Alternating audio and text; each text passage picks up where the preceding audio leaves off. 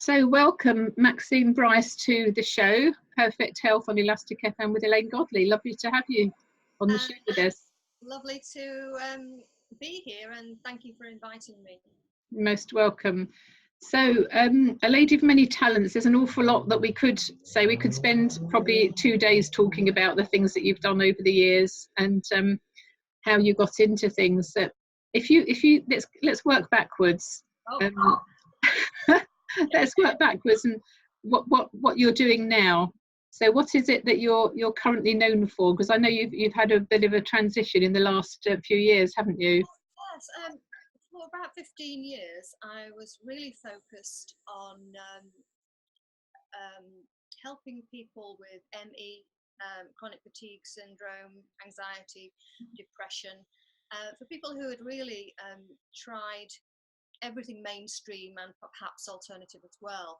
And that led me to design a program specifically for people who had been really stuck but wanted to produce dramatic results in their lives, which was empowering. And I've been doing that since about 2010.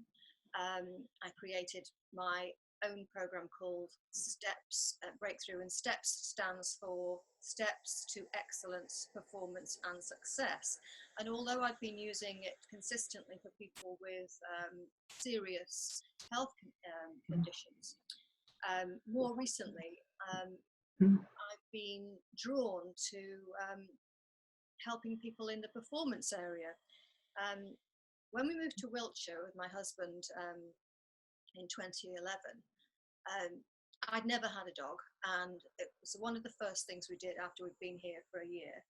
And she's a lovely cocker spaniel who you know, called Lexi, and I just fell in love with her and somehow got into dog agility, which we do together, and it's something that we both love. And during one of the conversations with an agility friend, she mentioned that one of her friends was struggling with competition nerves, and she was a dressage rider and wondered if I'd have a chat. And we began working together, and it's lovely. Within the first two or three sessions, she had a personal best. She scored what she needed to get onto the international team, and now she's on Team GB. Wow, it's fantastic. And you helped her to overcome nerves, and now she's on Team GB. Wow, that's really good. And it mushroomed through referrals, and I'm absolutely loving this too.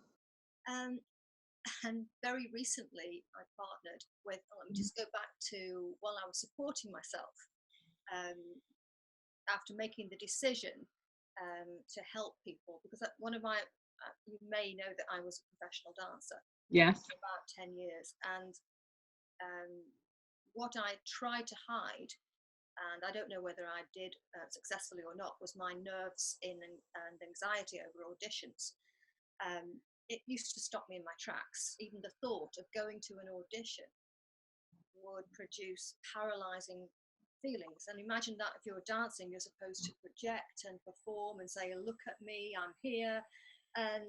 But I wasn't able to do that. It was pure willpower driven that I actually got there in the first place and performed.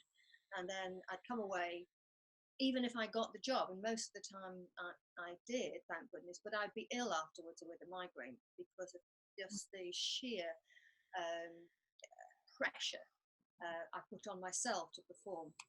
And I realized in my next career as a trainer for a luxury goods company, I had the same paralyzing anxiety feelings when performing to a group of people, even though I was presenting a training program that I'd written and I knew. So I knew something, it wasn't just that particular context, it was me. So wherever I was taking myself, I was there with my anxiety, performance anxiety. So even though I was consistently successful performing in shows and on television, it didn't stop me having that performance anxiety. So that led me to my own journey, if you like, with in personal development. And I was really happy with the positive results of the amazing changes over about 2-3 years that I made for myself. Some were rapid, but I decided that I want to become a practitioner and help others to overcome issues like stress, anxiety, low self-esteem, fear and doubt, stage fright, and other debilitating issues. So I studied for a few years, about 3 years initially, and I went on to become a clinical hypnotherapist. I'm a master practitioner of 3 different NLP branches: emotional freedom techniques, otherwise known as EFT, a trainer of trainers, and an MBIT master coach. MBIT stands for multiple brain integration techniques. Can you just repeat that? The line's not very clear there. What is MBIT? It's MBIT stands for multiple brain multiple brain integration techniques, or M-braining, and it's really an advancement to NLP, where the focus is on connecting and integrating the head with the heart and the gut brains, as well, our multiple intelligences. Because many people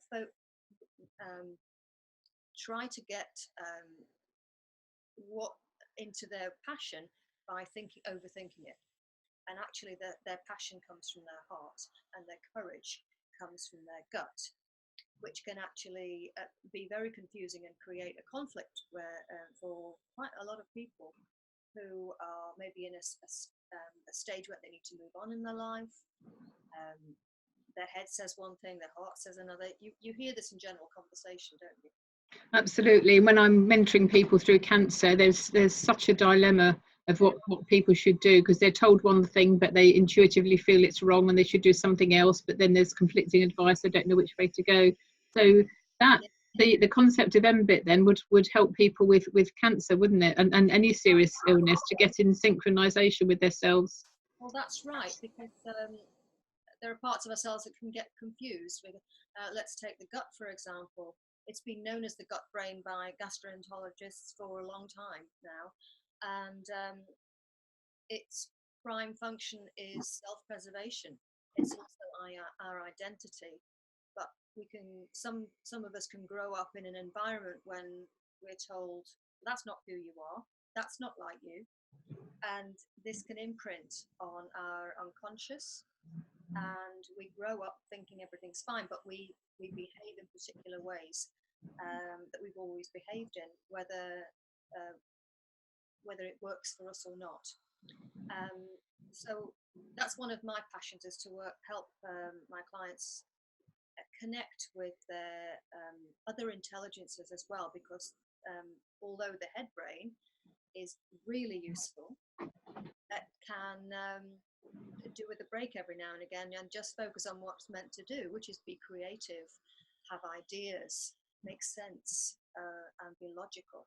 And when we can have our intelligences aligned, we can do good stuff. Marvelous. Okay, so your background in dancing and your stage fright led you to be quite understanding of people who are in other performance situations. So with the dressage you were mentioning. So yes. And well, also I recognized this with myself when I started competing in agility as a hobby. With Lexi, your dog. Yeah, we did our first competition in beginners. I didn't have a dog until I was 52, and we did our first competition when I was 53. And I remember standing in the line waiting to compete, and it's only about 30 seconds in the ring, and no one's really paying attention. But I remembered that feeling, and I felt it deeply. And I looking along the other people in the queue waiting to have their go, and I suddenly noticed there was a queue for the toilets, and everybody's rushing off because their anxiety is kicking in, and I'm thinking, So I could remember I was using my EFT and my special breathing I do with braining, and I was able to get myself calm and focused before I went into the arena. But then I thought, well, these are other people that could benefit, and so as a result of working with the dressage riders, I've also been invited to present a presentation which I call dissolving competition nerves, so which apply to dressage riders, dog handlers, and really any other sport. And I've also thrilled because in August there's the first international para agility competition in England. I think it's in Leicestershire, and I have 50 participants, all para agility handlers. So when you say you have 50, what do you mean by that? I'm going to be presenting to every single member of the para agility handling team. Goodness. Yes, it's a very, very special moment, and it's never happened in the UK before. Goodness, I hope you get it filmed. Good thinking. Yeah, you must have that filmed, or at the very least recorded in some way, audio recording or ideally video recording as well. Yes, I hadn't thought about that, but thank you. Yeah, so I'm looking forward to doing that. I'm very excited because it's such dissolving competition nerves, which is what my presentation, but it's applicable for anything. A golfer has to play a competition, any sport. And somebody we both know who you introduced us to. I'm also, you'll be glad to know we're working together to create a program for young children learning to self-save and swim, and working with their parents who may have had negative experiences in the water. Brilliant. Absolutely fantastic. Everything comes back down to love. And everything, yes, and I'm loving working with Katie. She's an amazing girl with a big heart, and I think this program will go far. Excellent. Yeah, she was so excited when she was telling me, and I thought I know exactly the person to introduce her to help. So well, thank you. Thank you. You selected yourself really on that. Perfect. That's perfect. And talking about love, just in the last couple of weeks, I've partnered up with the introduction agency that I worked for part-time while I was studying. And at the time I was interviewing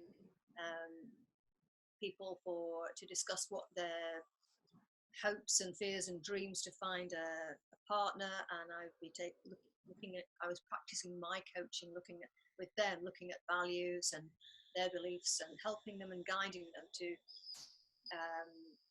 to be their best selves when selecting a partner and hoping to find one. And in the last couple of weeks, I've partnered up with them. Wow. To be their relationship coach with my Clearing the Decks for Love program. Oh, fantastic. And I know the story, but tell me so that the listeners can hear the fantastic story about how you manifested your husband. Oh, I manifested my husband. Like poof.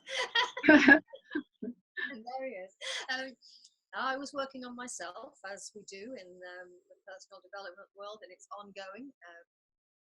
And I was working on my own beliefs about relationships. I was single at the time when I was working at the personal introduction service, and I was determined to clear some pretty off beliefs that weren't really me anymore. They weren't suitable, but I was, how powerful beliefs are. We act as it and we behave as if they are fact or true.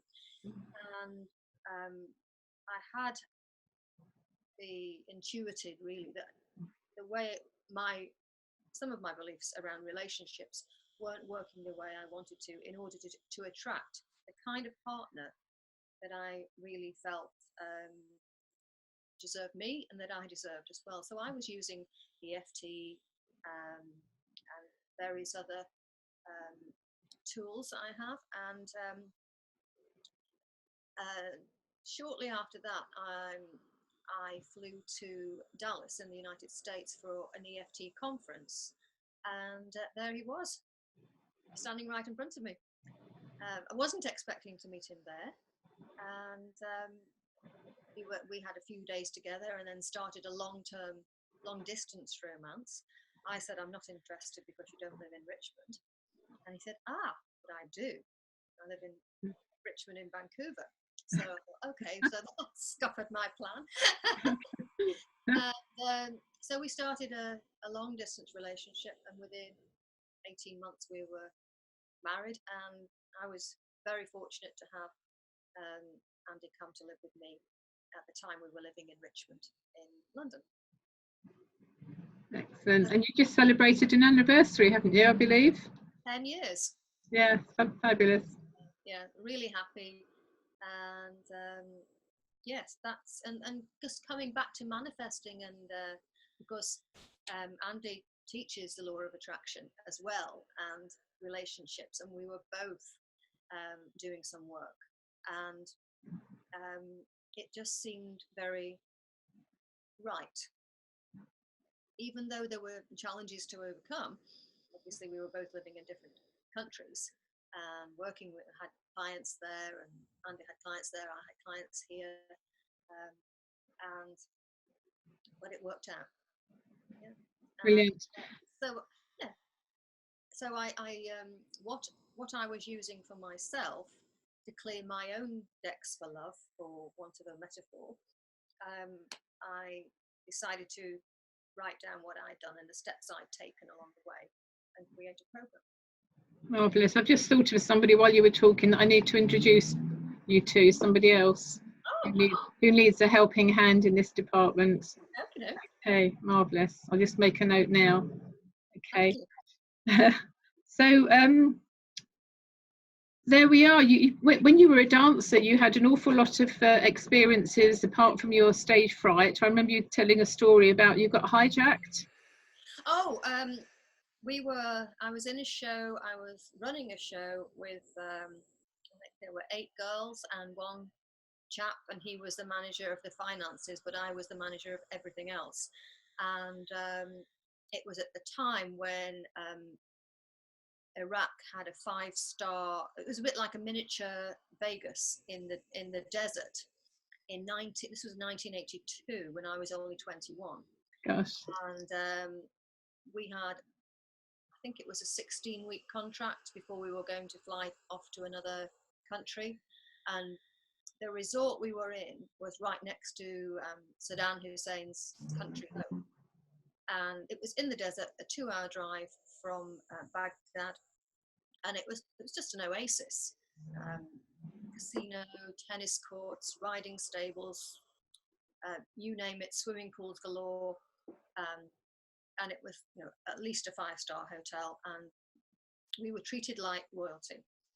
And the people who came to see us were royalty from other Arabic countries, as well as the embassies, the embassies in Baghdad. And then one night we heard what we thought was a fireworks on night or something like that. But eventually we realised after a few days that it was gunfire, and war had started with Iran. And because we hadn't, nobody had told us that we had to apply for an exit visa after a certain amount of time, we'd overstayed, and we were effectively hostages, although we weren't in jail, but we weren't allowed to leave the country. So it took another 3 months. 3 months? Yeah, war broke out after 1 month, and they kept us there for 3 more months, escorted at gunpoint. And eventually I was the youngest in the group, And they'd beaten my male partner up, and they wouldn't deal with him. So I was the only one that the management would deal with and negotiate with. So after a few weeks, I managed to get a negotiator exit visas and our plane tickets home, and that was it. We finally got free, and the day I landed in England, the Iraqi news agency had been bombed, and our hotel was attached to that building. Really? Goodness me. What a story. Yes. So you had quite a remarkable time before you learned all the strategies on how to cope. So you actually learned how to cope intuitively. I think so, and I think that what drove me was indignation and anger. How dare you keep us like this? Which was a good thing then, but if only I'd known what I know now, I would have stayed a lot calmer, and maybe the rest of the group would have too. But it's very useful to have these kind of tools, especially the tapping technique that I teach all my clients, because it's like an emotional first aid kit. Yes, yeah. There's so many different scenarios, the breathing and the EFT tapping. I use it all the time in various different ways that you taught me. So yeah, very, very useful technique, and for all ages as well. Yes, and sometimes, of course, if you're dealing with deep issues, deep childhood trauma, current trauma, it's always good to see a practitioner, because you can't really see beyond yourself, and it takes somebody else to ask you particular detective questions, which apparently I'm quite known for. Mm-hmm. laser detective work. Yeah. To support you in that journey. So are you using the EFT in this children's project that you're doing with the swimming? Yes, not every aspect of it, but I will be teaching the parents and the little ones, and teaching the parents how to use it with their children. Brilliant. Yes, and there's a particular point which will be very useful for when the babies are in the water, because they are very young. So yeah, I'm really excited, and we're doing some case studies next week on 3 days in a row. Brilliant. And will they be recorded? Yes. Fantastic. I'm hoping so. Yes. Yeah, one of the parents will be. Okay, brilliant. So how do people get hold of you if they want to be absolutely tip top in their competitive world, or if they need any help with anxiety and so on? How do they get hold of you? Well, my relative new website is MaxineBryce.com, and there's a contact me button on there, and there's an email, Maxine@MaxineBryce.com. And Bryce is spelt BRYCE. Yeah, that's right. MaxineBryce.com. And it's the email Maxine@MaxineBryce.com. Right, brilliant. Okie dokie. Well, it's been lovely chatting with you again and catching up, Maxine. 2 songs that I ask people for 2 song selections, and you've given me permission to play anything by Ed Sheeran, which is magic to my ears because I just love Ed Sheeran. So I shall be playing 2 songs by Ed shortly. So thank you very much for spending time with us this afternoon.